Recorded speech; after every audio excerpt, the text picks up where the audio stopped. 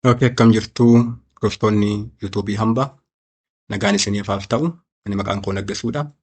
Kanaaf yuutuubiin keenya guyyaa har'aa immoo gaaffiiwwan qormaataa kutaa lammaffaa garaagaraa isiniif qabatee dhiyaateera.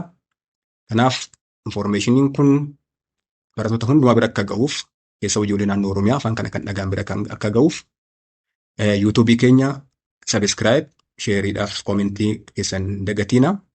Kanaaf gaaffiiwwan baroota garaagaraa qabadhee isiniif dhiyaadheera waan ta'eef isa kana waliin ilaalla.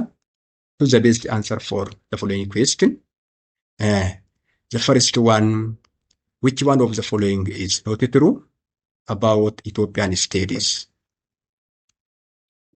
A, it was studied by the American. Which one of the following is not true about Ethiopian studies? Kumbara kumalama flura kan fudhatamedha.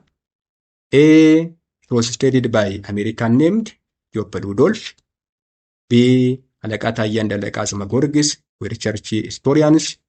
C, the first modern history of the country was published in 1684. D, the establishment of Haile Selassie, the first university college, was a turning point in its development. Kanaaf, seenaa Itoophiyaa keessatti kamtu dhugaa miti, nuti turuu jedha waan ta'eef. Kanaaf Ethiopian study, it was studied by American named Rudolph. Not American. Kanaaf he was German historian. Deebiin isaa haadha ta'a. Sababiin isaa Alaqaa Taayyeenfa. Alaqaa Gorgis warra charchii keessatti baratanidha. Seenaa Itoophiyaa immoo kan barreessan Amaatars warreedhama waan ta'eef charch historiansidha isaanii. Kanaaf Rudolph German historian kun immoo kitaaba Itoophiyaa isa jalqabaa kan inni barreesse modern history of Itoophiyaa kan inni maxxanse bara 1684tti. Kanaaf kunis sirrii ta'a. Hambramu, the establishment of Haile Selassie, the first university college, was turning point in its development. Keessaayyuu seenaa Itoophiyaa keessatti radical change inni bara 1960moota keessa. Maal ta'e bara 1960moota keessatti University Haile Sellaasiin jalqabaa hundeeffamuu isaati. Kanaaf before that period Ethiopian history was mainly focused on northern part of Ethiopia. Now Haile Selassie University College was opened. This also the turning point in history of Ethiopia. Whose answer is A. His answer is A. Ethiopian study was founded in the last quarter of the 17th century by the German historian, not by the American historian, named Rudolph. Kanaaf deebiin sa'aa kan ta'eef kanaafi Rudolph wrote the first modern history of Ethiopia afaan Jarmaniitiin barreesse waan ta'eef kan maxxanse bara 1684tti. Kanaaf the explanation of Haile Selassie University College, especially Institute of Ethiopian Studies in 1963, as then Haile Selassie, the first university college, changed the pattern of the Ethiopian history focused on northern part of Ethiopia. Kanaaf deebiin isaa A. Question number 2, which one of the following best explains the term historiography? Kanaaf kun bara 2004 irraa kan fudhatameera. So, the study of history and the science. B, the study of history of a nature. C, the study of writing of history. D, the study of history of human species. So, historiography, when we say, it is the study of writing of history. Historiography gaafa jennu waa'ee sirna yookiin immoo akkaataa seenatti barreeffamu kan qo'atudha waan ta'eef deebiin isaa A ta'a. Then its answer is C. What is historiography? Historiography refers to history of historical writing. History of historical writing kan kana kan qo'atu maal jedhama? Historiography. By the way, historiography derived from two Greek terms, histro and graphy. Histro mean history, graphy mean writing. So history of historical writing mean historiography.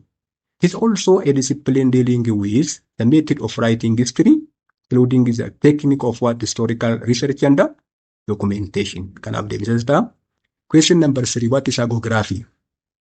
Innis bara 2004 irraa kan fudhatamedha. What is hagiography? A piece of travel literature.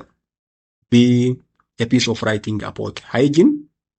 C, an account of daily activities of a monarch. D, a writing about the life and the miracle of saints. So when we say hagiography mean it is the history of saints So a writing about the life and the miracles of saints mean hagiography.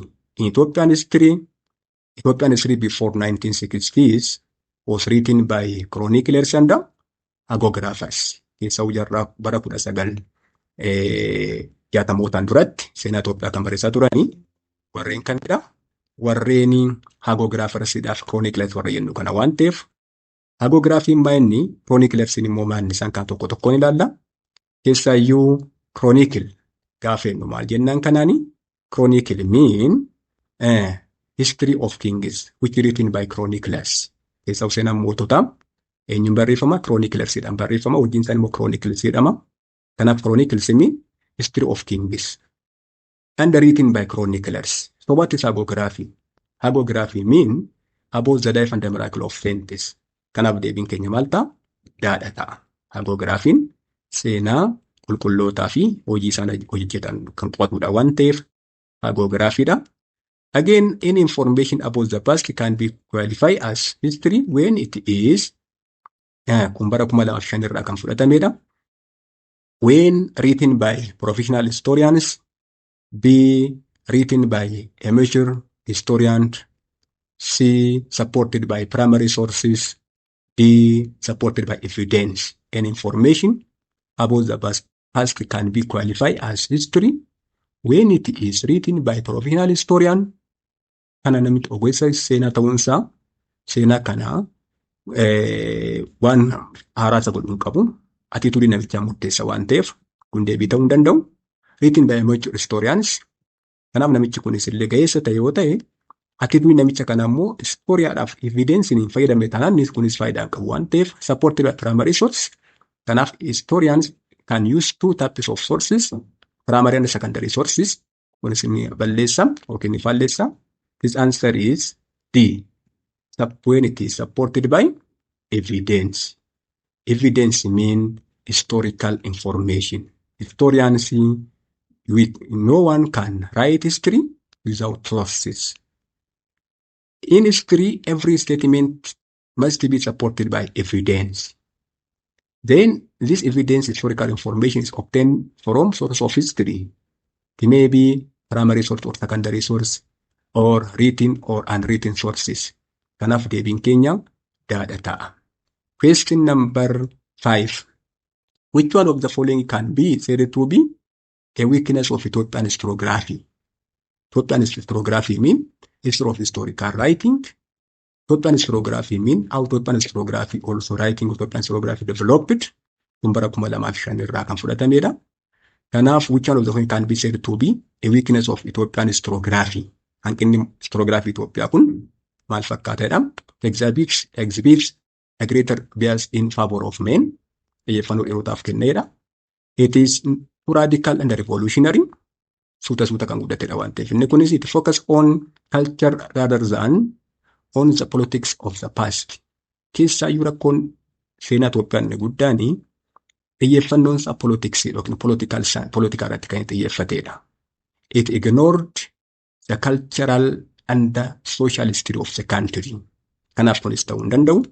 D. It glorify foreigners rather than Ethiopians. Keessaayyuu warra adii kanaaf iddoo guddaa kenna waan ta'eef deebiin isa kanaas dhiidha ta'a. Kanaaf question number 6. What is Fuuti Alabashaa? 2006 kan fudhatamedha. Fuuti Alabashaa maalinni? A fictional writing in Arabic about Ethiopian history. B. Title of chronicle about Muslim Sultanate of Ifat. C. Hagiography of Imam Ahmad ibn Ibrahim al-Ghazi. D. An eyewitness account of wars of the 16th century between the Sultanate of Adal and the Christian kingdom in Ethiopia. So Fuuti Alabashaa mean his answer is D. His answer is D. It's an eyewitness account of the wars of the 16th century between the Sultanate of Adal and the Christian kingdom. Fuuti Alabashaa was written by a person known as Shihab ad-Din, Arab historian. So he recorded the conflict between the Christian kingdom and the Muslim principality.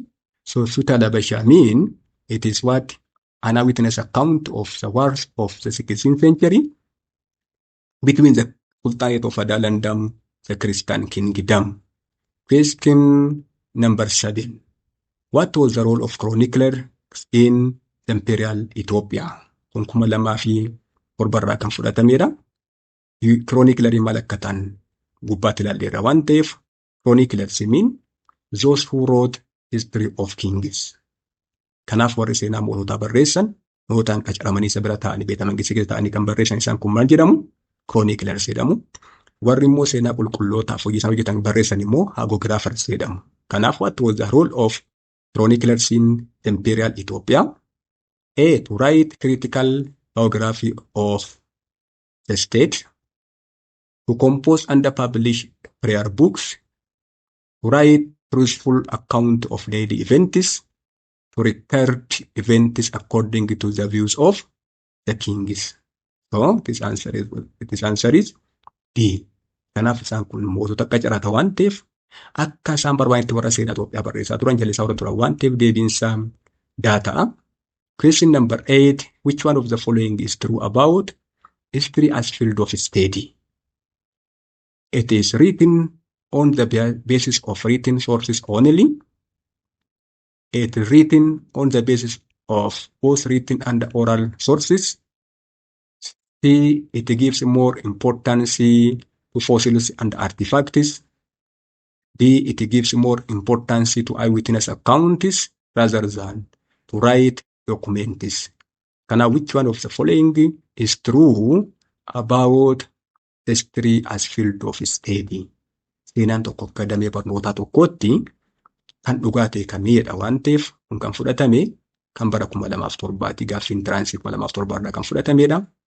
It is written on the basis of written sources only. Yoo inni ragaa seenaa barreeffame qofarratti hundaa'ee barreeffamedha. Kanaaf oral tradition fayyadamuu hin dandeenyu jechuudha. Written on the basis of both written and oral sources. Kanaaf kun immoo ragaa barreeffamee fi ragaan barreeffamiin yookiin immoo oral sources afaaniin kan himamu irratti hundaa'ee barreeffamuu danda'a.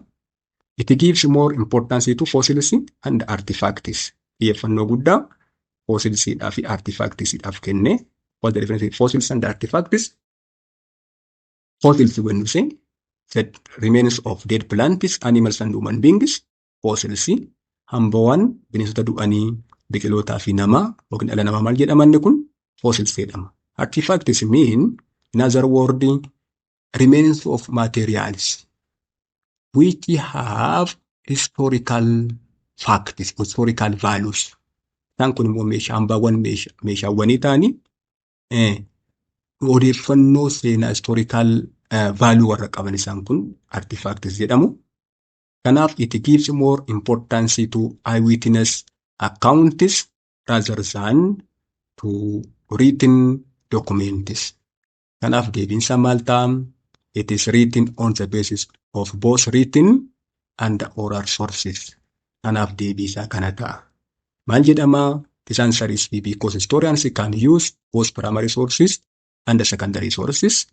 Again, we can use oral sources as source of history. Oral sources could be taken as either primary source or secondary source. Kanaaf historianonni yookiin warri seenaa barreessan lamaan isa fayyadamuu dandeenya. Primary source, secondary source. Dabalataan immoo primary source, secondary source dabalataan immoo maal fayyadamuu dandeenya? Oral source fayyadamuu dandeenya. Oral sources. Use oral sources as source of history. Oral sources could be taken as either primary or secondary sources. Oral source kun yookiin immoo afoolli kuni primary source ta'uu danda'a, secondary source ta'uu danda'a. Yoom primary source ta'a, yoom secondary source ta'a. Primary source kan ta'u when it is eyewitness account. That mean nam tokko ijaan argee nama waan san dhufee kallattii nutti mahoote eyewitness account ta'a, primary source ta'a. But the information recounted by informants who obtained information from other sources, that mean hearsay. Dhagaanii kan dabarsan yoo ta'e gaaf sana maal ta'a? Secondary source ta'a. Kanaaf historians can use both primary and secondary sources, written and unwritten sources. Kana fayyadamuu dandeenya. Kanaaf deebiinsa baataa. Question number 9. which one of the following is a kingdom has, which one of the following kingdom has a history that goes back to the Aksumite period? Kun bara 2005 irraa kan fudhatamedha. Tiraansi bara 2005 jechuudha kuni. Kanaaf ibseetota armaan gadii keessaa kamtu bara mootummaan Aksum ture keessa turedha. The kingdom of Kafa. Kun kan inni hundeeffame jaarraa Rafaa keessatti. Aksum period mean until 1150. Naannoo bara 200 BC irraa kaasee hanga bara 1150tti kun bara Aksum jedhama kun jalqabni isaa illee beekamuu baate naannoo bara 200 BC keessa jalqabeedhametu yaadama. Hanga warri Zaagwee aangootti dhufanitti bara 1150tti bara bulchiinsa Aksum jedhama Itoophiyaa keessatti. Kanaaf Aksum kingdom ifaan walqixa kan ture kamidha? The kingdom of Kafan jaarraa 14ffaadhaan hundeeffame. Kingdom of Inaria, the kingdom of Walaita again around the 14th century, the kingdom of Damot. So in Ethiopian history, the oldest state was the kingdom of Damot. Kanaaf Damot bara Aksum irraa kaaseeti. Keessaayyuu the well-known king of Damot was a person known as Mootalami. Mootalami kan dhaqee mootummaa warra Walaita hundeesse jedhama. Keessa Walaita Malla dynasty was founded by Mootalami. So the oldest state in Ethiopia which existed during the Aksumite period was what? The kingdom of Damot. Kanaaf deebiinsa data. Question number 10. The root cause of conflict between the Christian kingdom and the Muslim sultanate. The root cause of conflict between the Christian kingdom and the Muslim sultanate during the medieval period. The desire of Christian kingdom to safeguard its economic interest. B. The desire of the Muslim sultanate to spread Islam. C. The Christian clergy wanted to spread Christianity. D. The rise of a strong ruler among the Muslims who wanted to control Christians. Kanaaf root causing wal dhabdee mootummaa Kiristaana Itoophiyaadhaa fi mootummoota Musliimaa Itoophiyaa gidduu ture bara giddu galeessaa maalidhaa jedha. Root cause hundeen lola kanaa. Kanaafi lolli kuni keessaayyuu because of the economic interest of the Christian kings. The desire of the Christian kingdom to safeguard this economic interest. That means Zaila. When we come to Zaila, the root cause of conflict between the Christian kingdom and the Muslim sultanate, especially Ifat and Adal, was economic interest. That means Zailatree root. Wallabdeen mootummaa Kiristaana Itoophiyaadhaa fi mootummoota Musliimaa kan akka Ifaatiif Adaal inni guddaan maa'inni Zailaadha. Not religion. Gaafa laallu Christian kingdom and Muslim state. This covers looks like religion but not religion. The cause of conflict between the two state was economic interest. Keessaayyuu fedhii warra mootummoota Kiristaanaa. Keessaayyuu erga namni Amdazoon jedhamu aangootti dhufee kaaseeti. Kan cimaa deeme waan ta'eef. At the beginning, Zailatree root was under the monopoly of Ifat, especially until 1332. Hanga bara 1332tti daldalli Zailaa kun harka eenyuula jira? Harka mootummoota warra Ifat jala ture. In 1332, Ifat was defeated by Amdazoon. Again, after 1270, that means after the restoration of Solomonic dynasty, mootummaan Salamoonaa kan hundeeffame Itoophiyaa keessatti bara kamidha? Bara 1270tti. Ergasii kaasee the Christian kings developed the interest to control it. That means Zaila. So this answer is what? A. The desire of the Christian kings to safeguard their economic interest mean the root cause of conflict between the Christian kingdom and the Muslim sultanate. Question number 11. Which one of the following factors was not responsible for the decline of traditional Gadaa system of the Oromo? Which one of the following factors was not responsible for the decline of the traditional Gadaa system of the Oromo? Bara 2005 irraa kan fudhatamedha. Kanaaf sirni Gadaa maaliif dadhabee, maaliif kufee, sababa gurguddootu afurtu jira waan ta'eef As keessaa immoo sababa kan hin taane kamiidha? A. The Oromo contact with the Omotic state. B. The expansion of Oromo into a wide area. C. Long distance trade. D. The religious belief in Waaqa. Kanaaf sababa kan hin taane kamtaas keessa the religious belief in Waaqa. Kanaaf amantii fi gadaan amantiin Oromoo Waaqatti amanuudhaa fi gadaa walitti bu'iinsa hin qabu. Isaan lamaan isaaniitiif bu'aadha. Religion mean one of the institution of Gadaa system in the Oromo. Kanaaf Oromo Gadaa system. Kanaaf isa kana otoo hin taane warreen kana kanaaf sababa guddaa furtuu jira jedhama. The cause for the transformation of Gadaa system, that means the decline of Gadaa system. From its original egalitarian system of governance to the monarchical form of state, especially in Gibee region and the Wallagga region. Isa sirni Gadaa naannoo Gibeedhaa fi naannoo Wallaggaa keessatti isteetiiwwan hundeeffaman monarchical form of government hundeeffamuu isaati. Sababa kufaatii Gadaa yookiin immoo dadhabuu Gadaatiif waan ta'eef isa kana tokko the first cause is the changing for Oromos from pastoral to agrarian mode of life and the class differentiation. Before the citizen Oromo were pastoralists. Keessaa hundaanaa jaarraa kudha jaffaan duratti yangdee Oromoo pastoralizimiidha waan ta'eef jaarraa kudha jaffaan booddeetti immoo erga lafa bal'aatti deebi'ee Oromoon qabateen booddeetti sedentary agriculture, sedentary way of life jala qabame kun immoo class differentiation fide waan ta'eef mootiin achi keessaa argameera. The continuous wars. Waraanni tuufaan keessaa iyyuu the power of Abbaa Duulaa strengths. Then the Abbaa Duulaa also ignored, abandoned the Gadaa system and they began to control trade route, natural resources under the title of Modi or King. Kanaaf kanaan booddee sirna Gadaa hundeessanii, sirna Gadaa dhiisanii bulchiinsa Abbaa Irree mootummaa Abbaa Gonfoo jedhu kana hundeessanii long distance also another factor. The contact of Oromo with Omotic state. Kanaaf deebiinsaa maal ta'a? Diidha. Kanaaf amantii faana walitti dhufeenya qabu waan ta'eef isa kan argannaa question number 13. Renaissance movement began in 2006. Renaissance movement began in kun bara 2006 kan fudhatamedha waan ta'eef kanaaf Renaissance movement began A. in Germany, B. in Italy, C. in Greece, and D. in Turkey. Renaissance kan jalqabee sattiidha biyya Italy. Italy is known as the homeland of Renaissance. Renaissance started in Italy because of its strategic location on the Mediterranean Sea. Kanaaf deebiinsa B ta'a. Question number 14. The 18th century intellectual movement in Europe was known as kunis 2006 kan fudhatamedha. A. Renaissance, B. Reformation, C.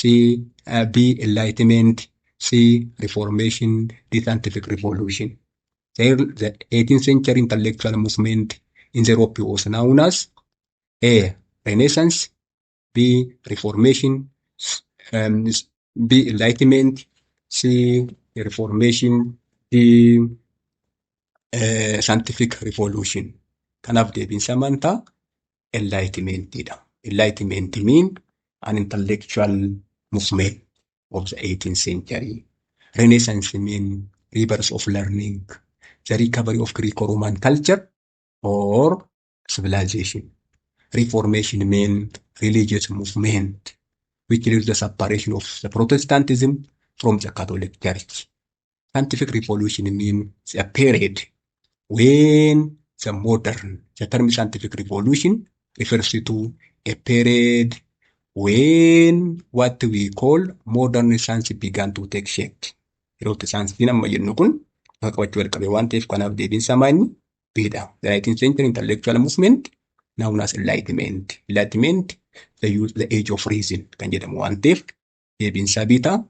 Question number 15. Why was Renaissance so named? Bara 2004 kan fudhatamedha. Renaissance maaliif moggaafame? Renaissance mean rebirth of learning. A. To signify the rebirth of Greco-Roman culture. B. Because it was characterized by renewal of Christianity. Then C. Because of the period marked the beginning of reform in politics. B. Because the scholars and intellectuals revived interest in humanity. So, what we can say Renaissance mean? This answer is B. Its answer is A. This answer is A, sorry. To signify the rebirth of the Greco-Roman culture. Kanaaf Renaissance in Greco-Roman culture yookaan rebirth of learning jedhama. Question number 16. What was the main motive for organized overseas voyage of Europeans in the 15th 16th century? Kun 2007 kan fudhatamedha. A. Conquest of territory. B. The Spanish Inquisition. C. The search for research one.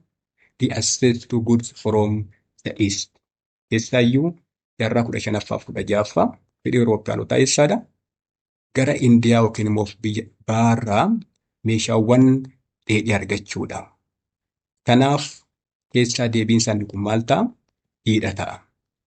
Daandiin kun jalqaba irratti kan biyyoota gara Indiyaa shiidhaa fi biyya gara warra bahaa Eeshiyaa kan wal qunnamsiisu, Awurooppii kan wal qunnamsiisu Ottoman Turkiidhaan cufame. Kanaaf Europeans began to search new trade routes which connected Europe with the East to get goods from the East. Kanaaf Europeanota daandii haaraa barbaadu jalqaban. Keessaayyuu karaa gara Eurooppatti isaan geessu waan ta'eef kana maal gochuuf meeshaawwan achirraa argachuudha waan ta'eef fedhiin isaa inni guddaan meeshaawwan gabaa Eurooppii keessatti gatii olaanaa baasan gara East yookiin baharraa gara Eeshiyaadhaa argachuudha waan ta'eef deebiin isaa daadhataa. Question number 17. What do you understand by the term humanist as it applied to Renaissance? 2007 kan fudhatamedha kuni. During the Renaissance, new field of study developed, which known as humanism. Humanism means a science or a study which study about day-to-day human problems. So humanist mean a person who study about humanism. Humanism mean bara Renaissance kan jalqabeedha. Yaada haaraa, new idea which study about the day-to-day problems of human beings. Namni immoo kana qo'atu immoo humanist jedhama. Kanaaf fedhiin humanistii kun maal? What do you understand by the term humanist as it applied to Renaissance? A person who fight for human rights. B. A person who cares for the well-being of humans. C. A person who explains problem and their solution in terms of human action. D. A person who conducted research to solve serious socio-economic problems of humanity. So this answer is C. Humanity means a person who explains problems and their solution in terms of human action, not in terms of theology, not in terms of Bible. One day, deebiin some C data. Question number 18. Which one of the following individuals proposed the reform of the Catholic Church before Luther? Isaayyuu otoo Lutheriin duratti namoonni amantii Kaatolikiitti haaromsa fiduudhaaf gahee isaanii taphatan jiru. Isaan kuni A. John Wycliffe, B. Ulrich Zwingli, D. John Knox, C. John Knox, D. John Calvin. Warreen kun warra amantii Protestaantii, Churchii Protestaantii biyyoota garaagaraatti hundeessanidha. Erga Lutheriin booddeetti waan ta'eef deebiinsa maal ta'anni kun person known as John Wycliffe kun gaaffiin tiraansii bara 2007 kan fudhatamedha. The last question for today, question number 19. Which one of the following was an outcome of the Reformation? 2007 kan fudhatame kunis outcome of Reformation. Reformation in a religious movement which led to the separation of Protestantism from the Catholic, which led by a person known as Martin Luther. Kanaaf bu'aan isaa immoo kan maalidha? Reformation is the decline of the support from national issue. National issue ras keessaa supportii isaan kun jajjabeessu waan ta'eef kanan ta'u the spread of religious intolerance across Europe. Waldhabdee amantaa amma tokko fideera jedhama. Waldhabina jiraatu malee inni kun amma kan arganna. The development of culture of hard work and saving keessa Reformation. Culture of hard work and saving from the Protestant readers. Jajjabachaa ture waan ta'eef isa kan arganna. The end of the use of Latin in Catholic Church service. Kanaaf deebiinsa maal ta'a? Siidha ta'a. Siidha waan ta'eef The weakening of papal authority may also have stimulated economic growth in Northern Europe. Kanaaf aangoo warra paapaalii jennu kun warra Roman Catholic Church Pope warra jennuun kun aangoo isaanii dadhabaa gaafa deemu kun immoo maal fide economic strength akka guddachuudhaaf gahee guddaa qaba. With the church no longer collect taxes. Kanaaf saving also encouraged. Hard working also encouraged by the Protestant. The Protestant leaders encouraged hard working and saving. Kanaaf deebinsa yaa ta'a. Har'aaf gaaffiiwwan walitti isiniif qabne kana fakkaata. Kanaaf barattoonni keenya informationiin kun fuulota keessan biroo bira akka ga'uudhaaf hambaa tuubii subscribe, share, like gochuun dagatiina. Kanaaf gaaffiiwwan biroo fi mata duree biraa qabannee amma walitti deebinutti nagaan nu tura.